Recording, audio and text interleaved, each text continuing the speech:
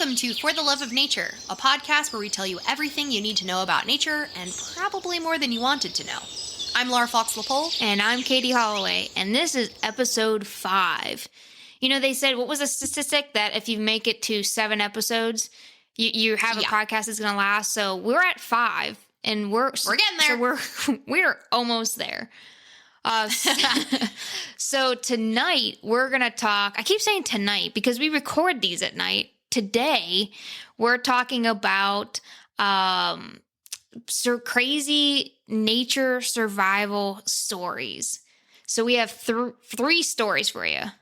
I like to picture us, I like that you say tonight because I like to picture us lulling everyone to sleep with our amazing podcast. Yeah, right? Let me tell you a tale. Of these crazy facts that you need to know. So I don't know about you guys, but I'm still all hyped up from last week's episode about our plants alive. So if you're clicking through our episodes and you haven't listened to that one, definitely go back and listen to that one too. Definitely. All right, Laura, do you want to start us off with some news? Sure. My nature news for the week is that Posidonia oceanica, which is a type of marine seagrass, is really good at removing plastics from the ocean. That's cool. Yeah. So as we know, plastic is a ginormous problem in the ocean. But they have found that this specific type of seagrass, because of the way it grows, it traps, like, first of all, it's great for wildlife because it provides home, shelter, all sorts of stuff. Not just that, though, it actually catches plastics and then kind of rolls them up in a ball because of the way it grows. And then during storms, those balls are expelled from they call it a prairie, like an under the ocean prairie. Crazy. And then they wash, up on beaches. They call them Posidonia balls. It is so sad that our world has had to adapt to us. You know what I mean? And that humans can't even figure our crap out, that nature has caught up past us. Yeah, and it's just spitting plastic out of the ocean. In these balls. And apparently, so they have no idea how much plastic it's actually taking out. They know for sure it's more than leaves and sand. And first estimations reveal that it could catch up to 867 million plastics per year. That's crazy. So it is doing its job, and we all have to start doing ours. Crazy. All right, so my nature news, the article that I found, I'm just going to read you the title. It's Male Mantises Evolved a Vital Trick to Avoid Being Decapitated After Sex. Yes. So this was love mantises. And this is a recently done article. So there's a male springbok praying mantis. Actually I don't think it says where it's from. Well, springboks are an antelope, right? Yeah, in South Africa. So I don't know if it's or maybe Southern Africa. Yeah, so I don't know if that's where it is, but so anyway, so the springbok praying mantis is overall about 60% of sexual encounters between wait a second here. It said, 60% of sexual encounters between springboks, which is nearly one of the 2,000 mantis species across the globe, end in males being eaten as a snack, which is typically what happens. Yeah, that's pretty on track for mantises. Yeah. Par on course to be eaten. So this particular one has figured out that under the threat of a cannibalistic attack, the males will try to subdue the females by pinning them down in violent struggles. But, just wrangle a lady. Yeah, right? So the males who actually win these little skirmishes are far more likely to succeed in consummating the relationship, which does suggest that this struggle is not only for survival, but it's actually part of the mating tactic. So, so it wrestles, and the key to victory they found was striking first. So they have to be the ones. So I love picturing this. I am picturing this as humans, some guy. So first of all, mantis boys are always smaller than girls. Yes. So I imagine some small man hiding in a tree, springing on top of a person, pinning her to the ground, and she's into it. Let's make that clarification. She's okay with it. She's into it. That you didn't think that's where the story was going, but she's into it. So it says if the male was quicker to the draw and grabbed the female with its serrated front forelegs, he stood a 78% chance of escaping unscathed. Man, I still wouldn't take those odds, right? But I guess a guy's got to do what he's got to do. Yeah, so he's got to strike first and to survive. I mean, so that's how the Springboks, how they avoid being decapitated after sex. That's amazing. Yeah. Wrestling. And nature news, so. Well, actually, that's a pretty good segue for survival. Because that's what we're going to talk about today. Did you do that on purpose? No, I didn't. But I also, I didn't go to the survival aspect. I straight was like, you're like, that's a great segue. And I'm like, decapitated during sex? What kind of survival story did you just find?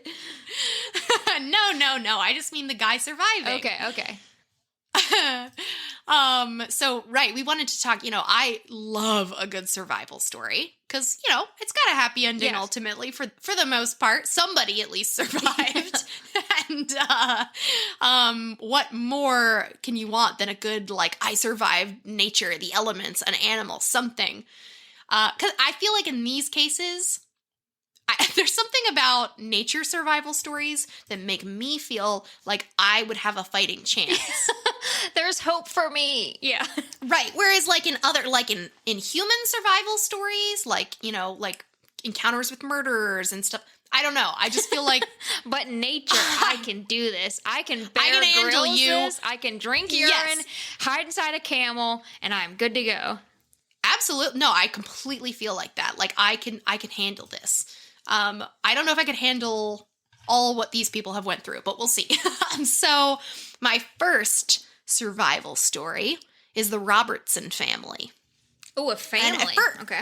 Yeah, an entire family. And so this actually made me think of, did you ever watch The Swiss Family Robinson? Oh, yeah. The old one, the original? Yes. Yeah. So when I first read this, I was like, oh, it's a true story. And then I'm like, no, Laura, that was Robinson. This is Robertson. Because that's the distinction. Yeah. So the Robertson family lived on a dairy farm in Staffordshire in the UK up until 1971. Okay, so this is older story. Okay, yeah. Okay. And everyone who was everyone who was a grown-up in 1971 is like, we're not old. Yeah, right. It's an older survival story. Get used to it. Okay. The father, Dougal, was a retired merchant Navy officer who wanted to educate his children by showing them the world by vote. By vote. Voting is very important. Everyone should do it. By boat via the University of Life. I just love that was this is this dad's dream. Yeah. All right, kids, I'm going to teach you through the University of Life. Yeah, we're going to go both the world. So they sold their family farm. True. They bought, they were into, there was a commitment. That's commitment. Yeah. So they sold the farm. They bought a wooden schooner that they named the Lucette, which was 43 feet long. And who went on this journey was the father, Dougal, the mother, Lynn, 18-year-old son, Douglas, 17-year-old daughter, Anne, and 9-year-old twin boys, Neil and Sandy. This does sound like Swiss Family Robinson. Right? That's why at first was like, So, the son, a lot of this comes from the son's account. Okay. But some of it is from the dad. Okay. So, the son later said that they never even did a practice sail. They just dove right in without a plan. Oh, gosh. Okay, yes, the dad was a merchant Navy officer. But it's different. Right? They didn't practice sailing. Nobody else was a merchant Navy officer in the family. Right? We're the twins. Why couldn't they figure it out? Yeah. They were just like, bon voyage, and they left. So for the next 17 months, they sailed around the Atlantic Ocean and stopped for supplies around the Caribbean. First of all, to be fair, you survived 17 months with no practice or anything. That's pretty... Oh, agreed. Pretty good. And, how many of us can say that you would survive 17 months on a 43-foot boat with your family? I would have... that's a long time to be stuck. I definitely would have killed someone. by that point. I love my family, but 17 months That's a on lot. a 43-foot boat? And if COVID has taught us anything, when quarantining at home, you go crazy. Like, you need to be out and about. Dang, that's nuts. Nope, you're in the ocean with just your family. At some point during this time, sometime during the 17 months in the Caribbean, they took aboard a student named Robin Williams. No relation to the Not comedian. that The late Robin comedian. Williams. Yeah. I just love that they were just like, come on board. Yeah, because we don't already have enough people in a 43-foot space. Let's bring one more person. Thankfully, though, the daughter, Anne, she got off on the Bahamas and didn't get back on. She was like, I'm out. She was done. She was 17. Well, she'd probably just turned 18, but she was like, I'm out. And so from then, so Anne's gone, but they've got Robin instead. So they sailed around the Galapagos Islands, and now they're in the Pacific Ocean. So I'm assuming they went through the Panama Canal, because I feel like they probably didn't have it in them to go around the bottom of South America. I've heard that's rather tricky. When was the canal built? Way before 1973. I that feel was like Teddy it was Roosevelt. early. Yeah, I think it was early 1900s. Okay. So, but somebody can fact check me if I'm wrong. Let me know. Yeah. So, early 1900s. You're right. Okay. So they were sailing around the Galapagos Islands when all of a sudden, out of nowhere, their boat gets struck by a pod of killer whales. What?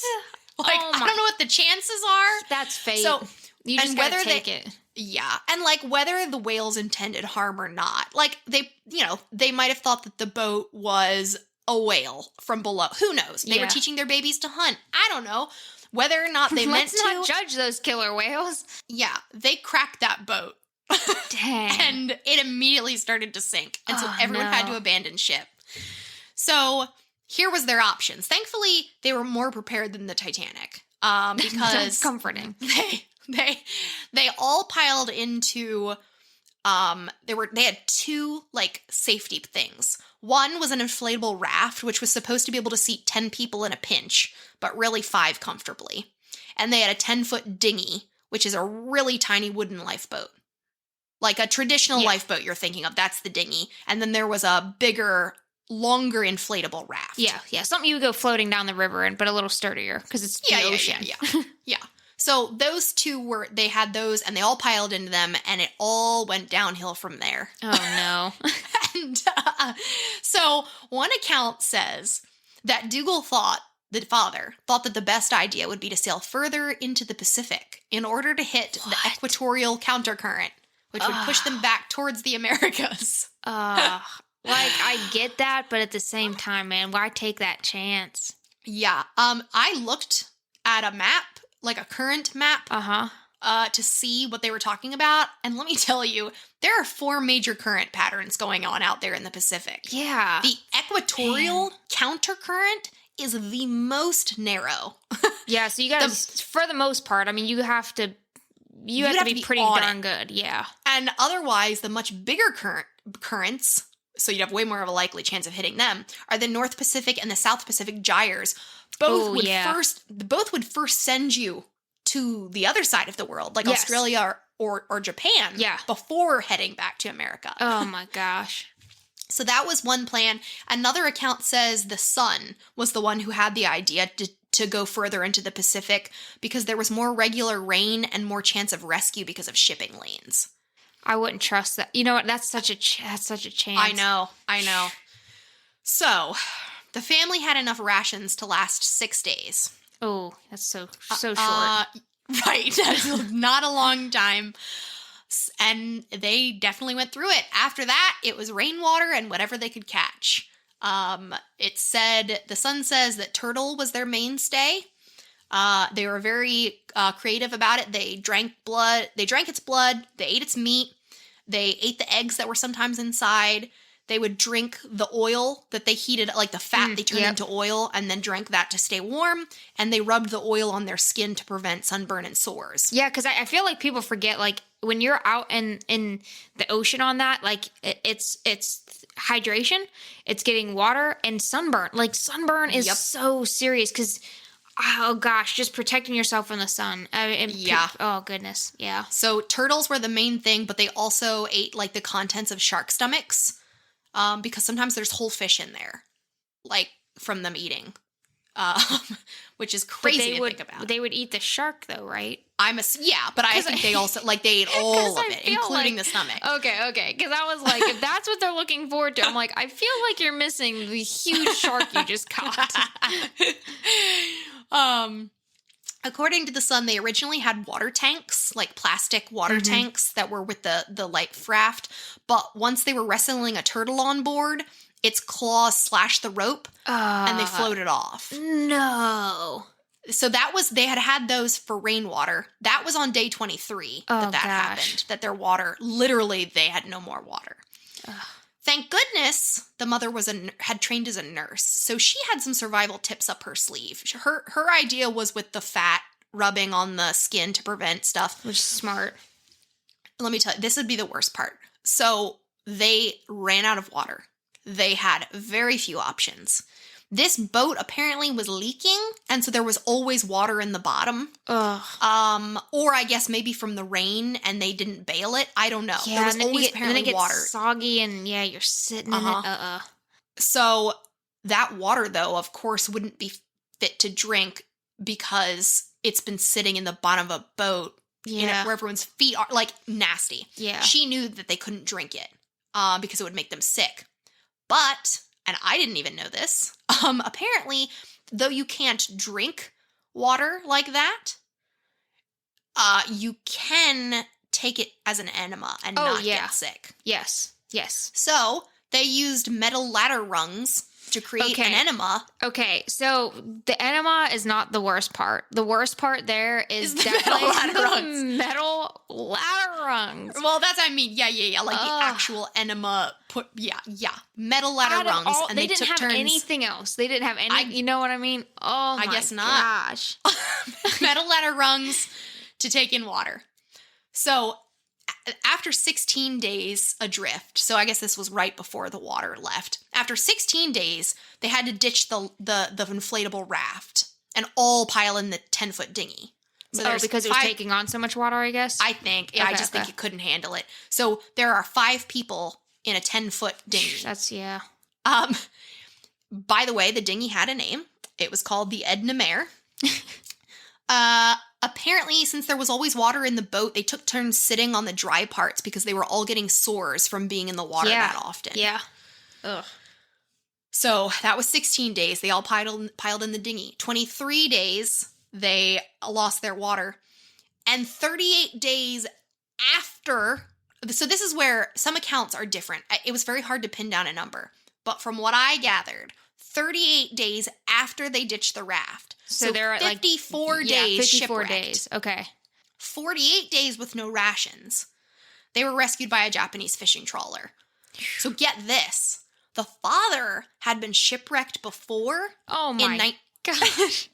In 1942 when the Japanese sunk his boat in World War II. Uh-oh. He said the trip was absolutely worth it for the very fact that he was able to forgive the Japanese after this. Okay. Because he was rescued this time. Okay. So he said it was like a life-changing experience. Okay. Well, at least something good came out of it. You'd think, like, if I had been shipwrecked once, I'd probably never go on the ocean again. Yeah, I would maybe go a few feet out in a little, on a boogie board, and that might be it if I was shipwrecked. Yeah, I wouldn't take my chances. But the father, he had a chronic problem with never learning his lesson. Apparently. So he had been shipwrecked. He did this.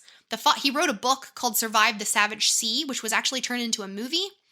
And he used the money from the book to buy another boat. What the heck, man? And lived the remainder of his days in the Mediterranean. So he he went again. He just loved that ocean. Yeah, man. The mother went back to farming. So she's forget this crap.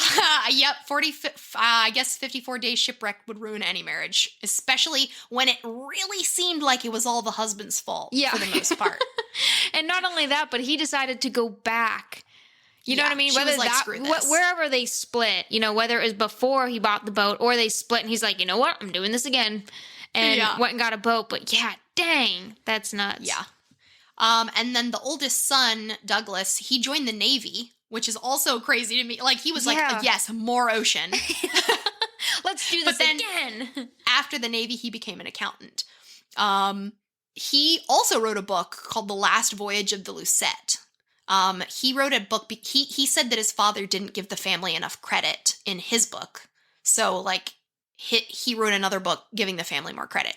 But the son said that he never once regretted that trip because it gave him a new outlook on life. Yeah, I mean, definitely would. What about, did it say anything about the twins or anything?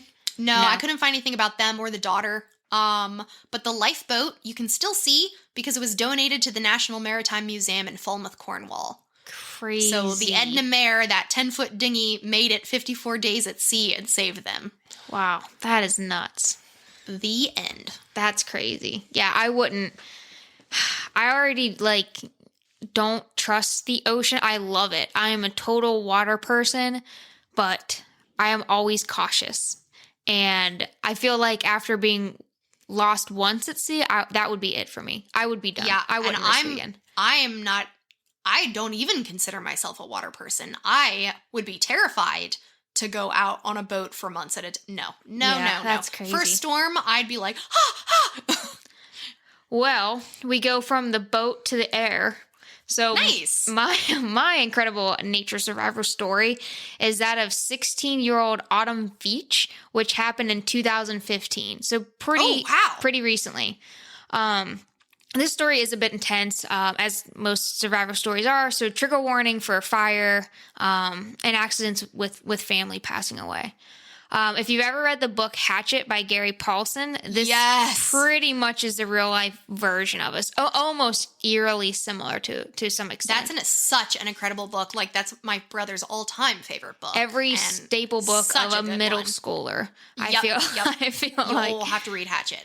So Autumn Veach was a teenager going through normal teenage strides of finding her place in the world.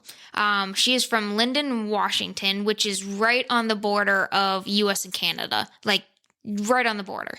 Gotcha. She was visiting her mom in Kalispell, Montana, in mid-July, summer of 2015. When she needed to get home, her step-grandparents, Leland and Sharon Bowman, offered to fly her there in a private plane, which it was a little Beechcraft similar to a Cessna, since they said it would be faster than driving there. They initially were going to leave first thing in the morning, but due to the weather, they delayed it. And just after 1 p.m., when they realized the weather wouldn't be getting any better, they decided to just go ahead and go. Let's just go. Whether it was lightening up, they just got tired, whatever. Let's just go.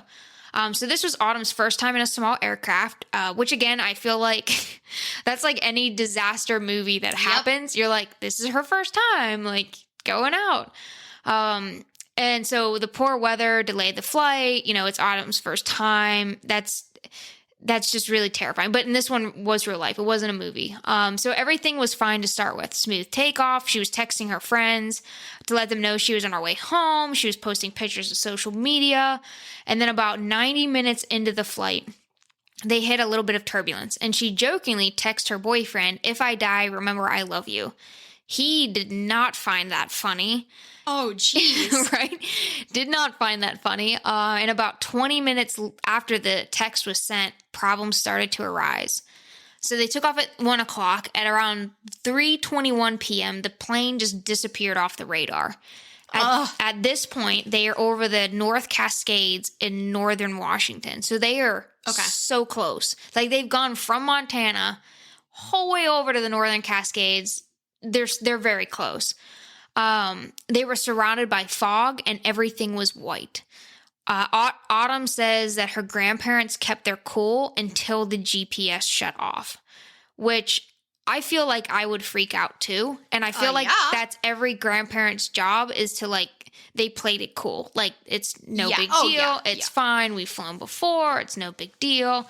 And at this point, they were flying fairly low through the North Cascade Mountains of northern Washington, and since it was such a small plane, her grandfather Leland explained that they didn't want to go higher than the mountains. They had to stay low just because they didn't, they can't. You can't go that high enough. You just can't. Then out of nowhere, a small outcrop of a mountain appeared, and the plane jarred quickly, ready to miss it. So they missed it. So they almost just hit right in the side of the cliff. Boom, steer out of the way, miss it. I can picture it. Right? The panic, the pooping of the pants, everything would happen. So Autumn remembers her grandfather saying something to the effect of, "Phew, that was close." Stop. That's awful. But also, like, typical grandpa move. Yeah. Like, they're already playing it cool, lose the GPS, almost crash into the side of a mountain, and he just, it's fine. No big deal. So that close call made Autumn even more nervous. So now she's, very much so on edge. They started to hit more turbulence. Sharon, her grandma, wanted them to keep trying to turn the GPS back on, but instead they said they decided to try and rise above the mountains as much as they could so that they could see. As they climbed in altitude, that's when it happened. And Autumn just described it as there was light, then it was all trees, then it was fire. And it was more like a gradual descent. And Autumn was fully aware of what was going on the entire time. Like, she remembers what was going on. What happened? Did an engine go? They don't, at least I couldn't find the actual reports of what had happened. So the belly of the plane scraped against the trees and then impact. And when they finally hit the ground, she was just surrounded in fire. She was able to get herself unbuckled and climb out when what she thinks was a window. Because, like, in those little planes, there's like the pilot, co-pilot. Yeah. The passengers are way behind, and the only way in and out is through those front two windows by the pilots. Yes. Yeah. So somehow she got out. She assumes it was through window. So here's where the trigger warning comes in. She knew her grandparents were trapped and they were still alive.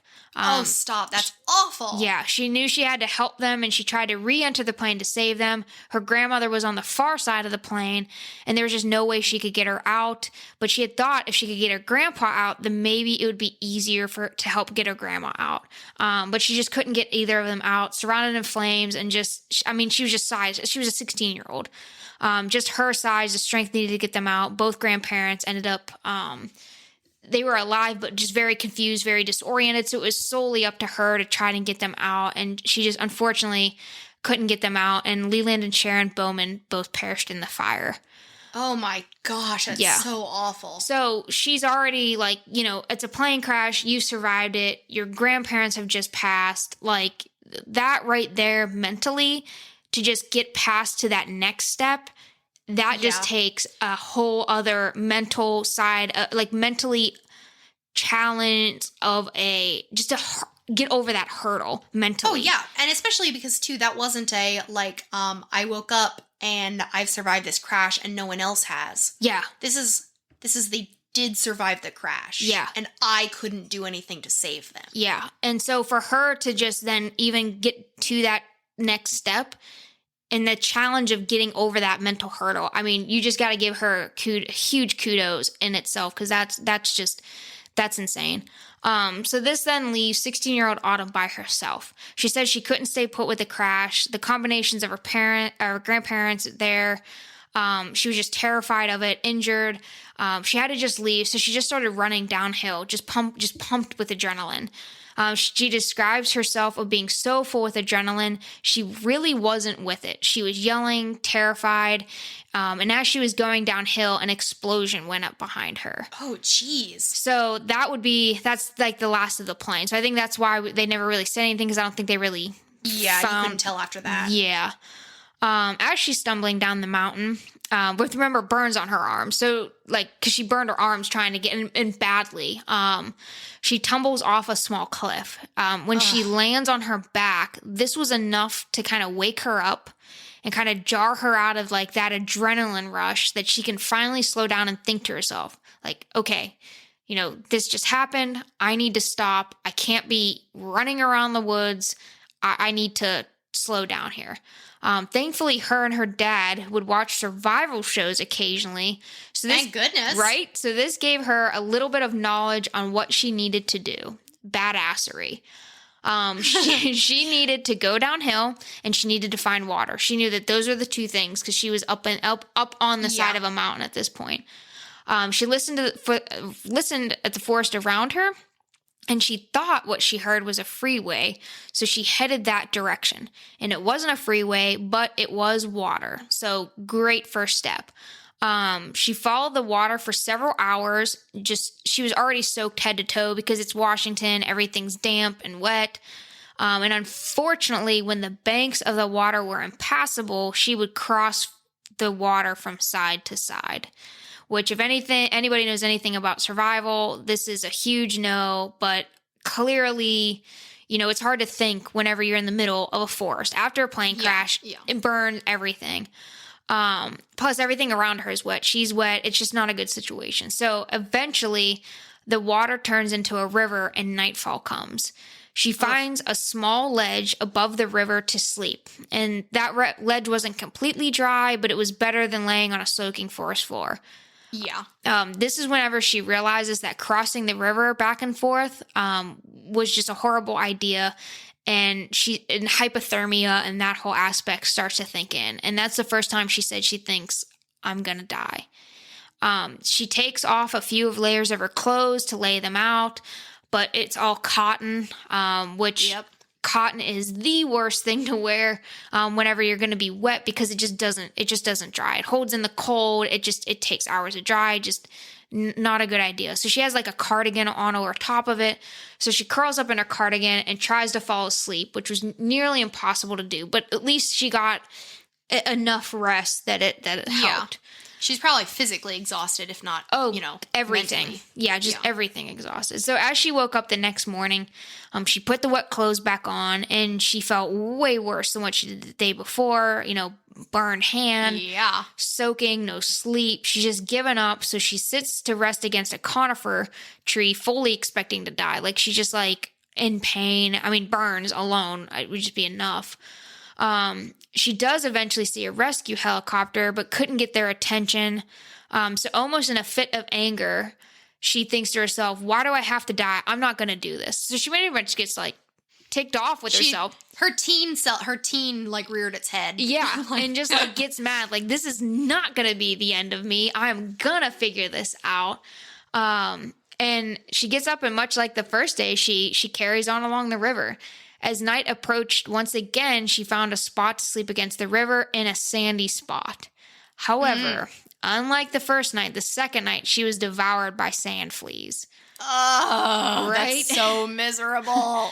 I've been there. Oh, gosh. So she wakes up the second morning, majorly dehydrated, itchy like crazy from the sand fleas. Hair is burnt and singed. Arm is burnt. The poor girl is just in rough shape. But after walking for 2 days, she knows she has to be close to humans. She knows she's got to be close to something. I mean, at least she followed the water. That's always a good idea. So smart. And again, honestly, everything she's been through with as a teenager, she did, minus crossing the water, she did everything right. Went downhill, she found water to drink, followed it, she's doing it right. You can only do so much. I mean, even if she didn't cross the river back and forth, you're in a forest in Washington State. Yeah, you're going to get wet at some point. Yeah, you're going to get soaked at some point. So, following the river, it eventually pays off. And what first she thought was just a hallucination, she sees a wooden bridge up ahead. She follows it, and it leads her to a trailhead parking lot. Here is the part that gets me. For 1 hour, motorists pass this girl as she's frantically waving her arms. People suck. And even Autumn in interviews, she even admits like she looked horrible. But still, for those motorists, some who waved back at her, mind you, to just keep passing and like not even call police. Like, even if you're like, wow, that person, because she said she looked rough, like she didn't look, she didn't really blame them for not stopping because she's like, look, I look crazy too. But I would have at least called the police to be like, you might want to do a wellness check on this person. Like, something's going on. There is some young girl on the side of the road. There's all alone. A girl, and you could clearly tell, like she is clearly a child. Like, I mean, she looked like a teenager, but still, she looked like a teenager. Like, you could clearly tell it's a kid here. I would, in the middle of the wilderness, for a teenager to be by herself. Yeah. Clearly soaking wet, clearly like in distress. Come on, man. Somebody should have at least called the cops. So, She was at that, like I said, for an hour, and she just really needs help. So she finally just decides to go back to the parking lot, like back at the trailhead, and she waits there by a car because she's like, eventually these hikers need to come back to their vehicle. And as she's sitting there, another car pulls into the parking lot, and they go ahead, they give her some Gatorade and some food, and they take her to the closest store where she's able to call 911. And the 911 call is out there and about, and she did catch some criticism because like she is very statement. Like in the 911 call, she's like, this is my name, this is what happened to me. And people like expect her to be like almost disassociated. Yes, like she disassociated, and which I would have too. I think anybody in their right mind, after just surviving in the woods, being soaked, what she went through, the plane crash, losing her grandparents, right, watching your grandparents burn alive, that is a normal reaction, and she caught some slack for that. But she ended up spending a day or so in the hospital, got treated for her burns, and then she made a full recovery from all of her injuries and stuff after that. Good for her. So that is the crazy badassery survival story of Autumn Veach at 16. Dang. Yeah.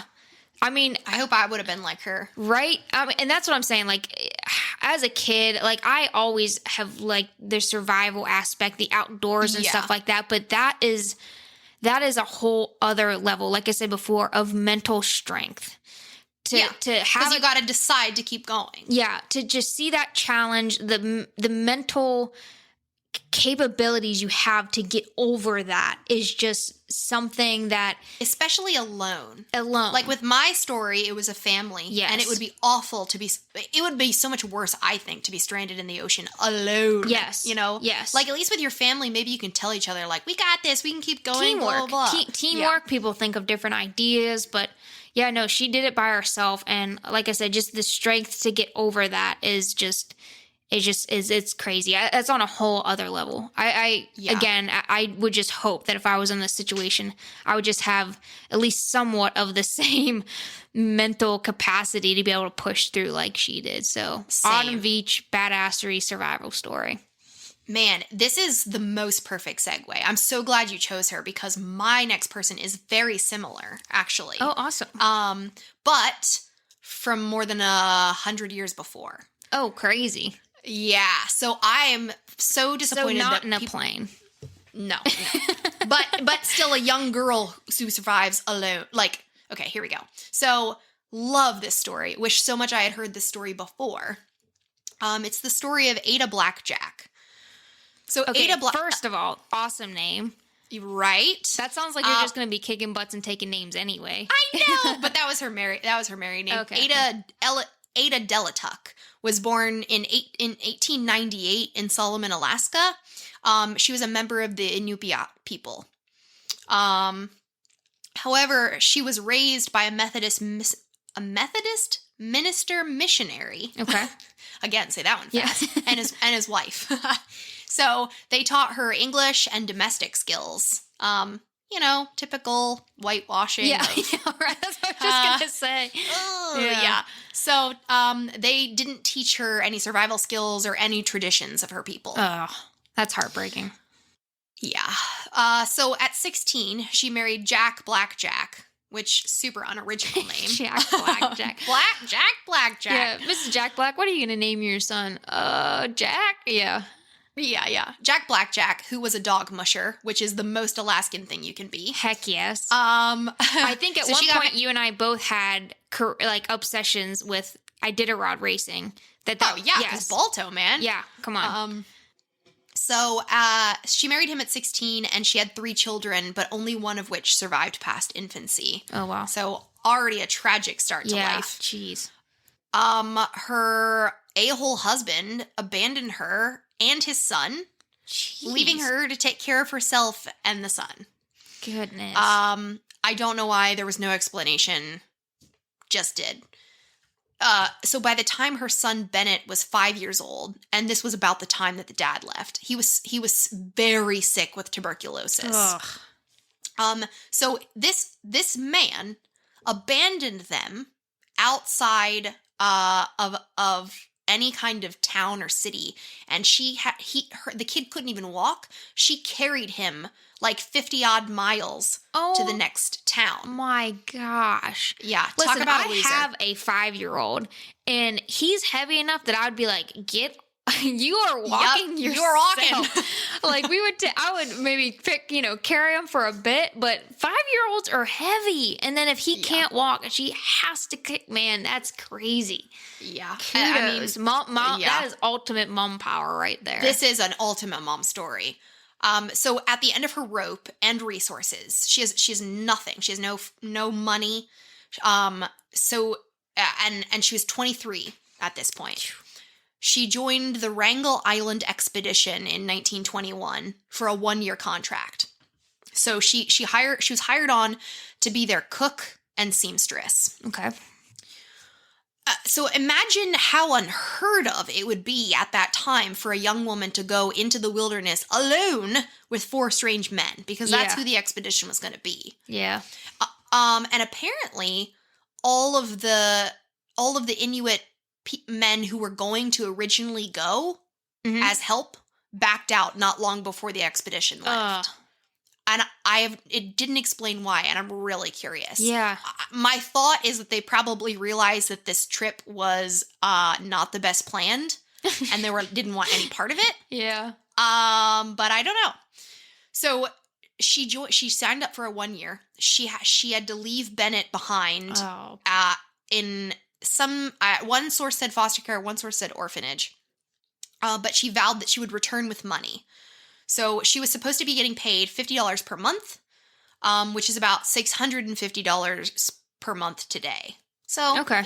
A decent amount of money. Yeah. Especially for back then in Alaska, mind you, in Alaska. And a woman. Yeah. Yeah.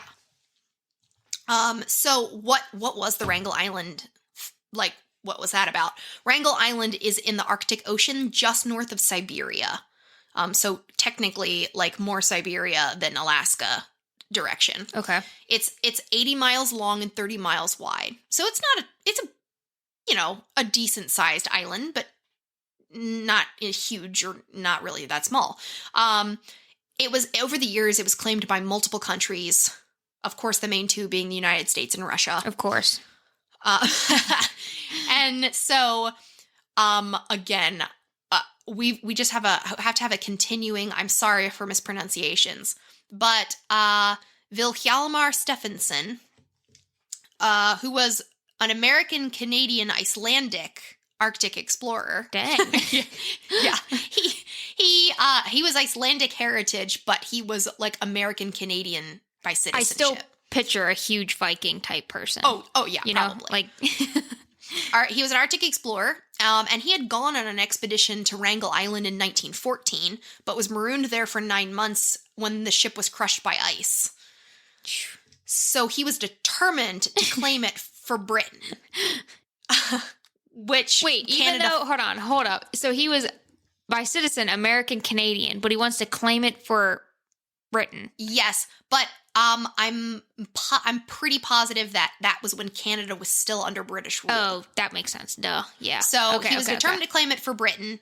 Canada was funding him, but Britain had never ever expressed any interest in wanting this island. He was like, I'm doing it. I'm just going to do it and you're going to like it. I'm going to claim you more land and you're just going to take it. Exactly. So he figured, he'd been marooned there for 9 months in 1914. He figured it'd be a good idea to have it explored further. So he sent a new hand-picked team of 4 in 1921. Wait, he didn't go? Nope. What a jerk. Like, I know. Go claim this land in my name for Great Britain and if you hopefully come back. Yeah. Yeah. Some people say, so he said that he picked them for their experience and scientific expertise, but most other accounts that I read said they weren't not experienced at all. Like he just needed volunteers. They were geologists and they might have been scientists, but like lab, probably had no right exactly. Like lab they based. did not have field experience. Yeah, lab based kind of Yeah. So the Wrangel Island expedition took off. It was the 4 men and then Ada.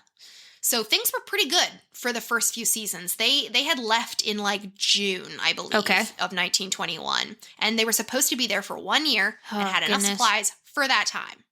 I just feel like I would just go, because it's Alaska. You know what I mean? And I guess their summer is only like a couple months. Like it's not very long. So oh my goodness. Okay, continue. That's just so they made it, they were supposed to get picked up the following summer. But oh no.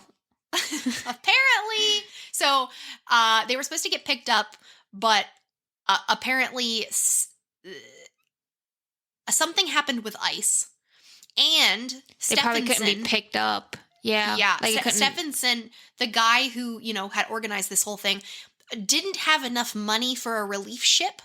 Oh, and by the time my gosh, by the time he asked the Canadian government for money, it was too late to send another one. Because originally it was impeded by ice. Then he was like, "Oh crap, I don't have enough money to pay for another one." And by the time he did, ice locked. No getting off that island. So they had enough supplies for 1 year. They could hunt a little longer. There was some things that lived on this island, but not enough, because in January of 1923, food ran out and they couldn't hunt enough to survive. Okay, so they were there for a year, and then you said January, so they've been there a year and a half now, and food's run out. Okay. Yeah, and it's miserable. This is January north of Siberia, so it is negative 56 degrees on that island. Oh my goodness. Yeah. I can't even imagine that kind of cold. No, so we're both from PA, and it's like damp cold there, but I imagine like that much colder. I don't know if it's damp there or not, but like that is like you just don't feel your butt cheeks or appendages the whole day. Yeah, you just don't. You just don't gain feeling. Oh no. So one guy got sick. Uh-oh. Okay. Bad scurvy. Not surprising. They ran out of supplies, like with vegetables and fruits. Yeah. So, he gets bad with scurvy. The other 3 dudes decide best idea is to walk 88 miles across the frozen sea to Siberia to get help. Then what are you going to do? Like, let's just walk 80 miles. Like, then what?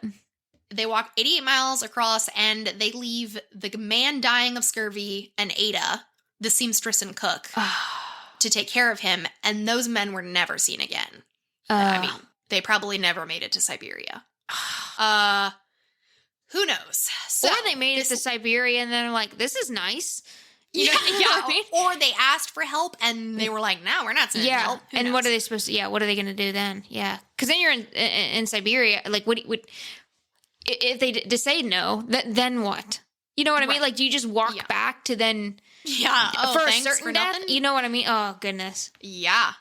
So Ada is left all alone with this man who's deathly ill, and she took care of him for the next 6 months. Oh, my goodness. Yeah. So according to her, he was a real jerk. And that's probably saying it nicely. Yeah. During this time, rather than being grateful. And, I'm sure the guy felt miserable. He felt helpless. Yeah. His man card had been called into question. Yeah. But he said horrible things to her. Things like how bad she was at taking care of him, how her husband had been right to abandon her, and that it was no wonder 2 of her children had died due to her incompetence. Oh my goodness. Right? So personally... Nope. Would have been the breaking point for me, and I would have been like, screw you, you can just die then. Yeah, exactly. But she didn't. She fed him, even though they were both starving. She kept him warm. She rotated him so he didn't get bed sores. She took care of him as best she could until after 6 months he died. So he made it to like June. And in June, she survived all alone for the next 3 months. She was determined. She said she was determined to see her son again. Yes. And stayed alive until she was rescued in August of 1923. Oh, man. So 3 months. Heck yeah, alone. Mom power. That is sheer willpower of a mother right there. Especially because, you remember, she had no survival training. She knew how to cook. Yeah, seamstress. And sew. Yeah. So she was terrified of polar bears. I mean, with good reason. Even before going. Yeah. So she was terrified of polar bears. She had to start hunting for food. She became such a badass. She fixed the tent all by herself. She built a raised platform so she could spot polar bears from up high. And she even fixed the boat that had been cracked by ice. Dang. She was keeping a journal this whole time. And that's how we can know what was going on. I'm going to have to read that. She wrote, I know, me too. She wrote about the mental strain and the physical hardships, and even wrote her like a really rough will in case she didn't make it back. Ugh. And you can read the will. That's definitely online. It's she was taught to read and write in English, but you can tell it's definitely not her native language. Okay. But it's enough to be like, I want my son to be provided for, and here's what, Yeah. So also, and one of the best parts of this whole story, in my opinion, is that it's reported that the ship's cat, Victoria, or Vic for short, survived the whole time. Of course. And was also rescued with her. Of course. And I guess it's reported because it's in her journal. Yeah. So what a badass cat to have survived in the Arctic for 2 years. Like, dang, Victoria. Yeah. So two rebel ladies surviving in the Arctic. Dang. So, and the story doesn't quite end there. So she gets rescued. And by some, she was lauded as a hero on her return and dubbed the female Robinson Crusoe. Yeah. And she was very humble. She claimed that she was just a mother who wanted to see her son again. Yeah. However, others were not nearly so kind. Well, you know where they can go. Uh-huh. Well, a U.S. Marshal accused her of eating her shipmates so that she could survive, and he wouldn't let her off the rescue ship for a whole week. Oh my gosh. One of her rescuers even tore pages out of her diary that told how she cared for that man to make it look like she'd been negligent. No. It was later found out he did this, and he apologized. Screw him! Yeah, whoa, that is apology? No, that's a whole other level. Yeah. Dang. So this, of course. It's a woman. Some people were like, she's amazing, and other people were right. She's a woman. She couldn't have possibly survived without doing something bad, or she must not have taken good care of him. Why didn't you save the men? Yeah. Like... It made me so angry reading this article. Not only woman, but an indigenous one. Like, it's just... Yes. Life after the rescue. Stephenson, the man who arranged all of this, he got the credit and most of the money for his expedition. Of course he did. Most people never held him responsible for his incompetence and negligence. Turns out, though, joke's on him, the island had already been claimed by Russia 5 years before. Oh... Jeez. The whole trip was so for he nothing. really didn't do his research. Like, he really didn't do his due diligence to figure this out. Oh, goodness. Either that or I guess, like, Russia and Canada were not on speaking terms. I don't know. Yeah, they just, back then, they didn't write. They didn't write to each other. Dang. I'd like to say Ada's life got better, and maybe it did in some ways and didn't in others. She, with the money she made, she sent her son to Seattle, and he got cured. He got treated for tuberculosis. Oh, wow. Okay. Yeah, because he's already, 2.5 years almost? Yeah. At least 2 years. Well, 2 years. At least. Right. I'd be so afraid that my son wouldn't be hanging on that. Like, yeah, with not only do you want to see your TB. son again, but is he even going to be alive when I get home? Yeah. So That's good. She sends him for treatment. And she later remarried another person. So sometimes you'll see her name as like Ada Blackjack Johnson. Okay. And she had another son named Billy. So she had another child, which I'm sure brought her joy. Yeah. However, life was always hard and she was always poor. Yeah. She actually had to give up her sons to an orphanage again and didn't get them back for 9 years. Oh my goodness. Poor mom. So yeah, her life was rough because, I'm assuming things didn't end well with her second husband. Who knows? Maybe he died. There wasn't any information. Okay. Her original, Bennett, the TB son, he died at age 58. So he wasn't very old, but he probably had severe lung damage. Yeah. That definitely has long-term effects on you for sure. Yeah. She, as being raised by a Methodist minister, she apparently, her nephew said that she was a very devout Christian and was going to church very regularly and was a very humble woman who never talked about this. He didn't even know that his aunt had been through this until like her last few years of life. Wow. Because they just didn't talk about it. And she just lived a normal life. She died in Alaska at age 85, and her headstone reads, Heroine, Wrangel Island Expedition. Wow. So at least her tombstone says something cool, Yeah. you know? Yeah, dang. And after her death, of course, the Alaskan legislature officially honored her and recognized her as a hero. Ugh. So thanks, but I wish it was a little before. Yeah, really? Jeez And if you do want to know more information, and I definitely am going to read this, there is a book called Ada Blackjack, A True Story of Survival in the Arctic by Jennifer Niven. Definitely have to read that. And that is the badass story of Ada Blackjack. Man, at least we ended on two, high note stories of badass women. So go, ladies! Yeah, right. Alrighty, so yeah, that was three just crazy stories. So because we really do like crazy nature survival stories. So we want you guys to submit your stories. If you ever have like a crazy nature survival story, let's just expand it. If you have anything insane that you want to tell us about with nature and just your experience with nature, close encounters, survival, just any sort of nature craziness, you can you can send it to us a message on one of our, either on Instagram or Twitter. Or email us at fortheloveofnaturestories@gmail.com.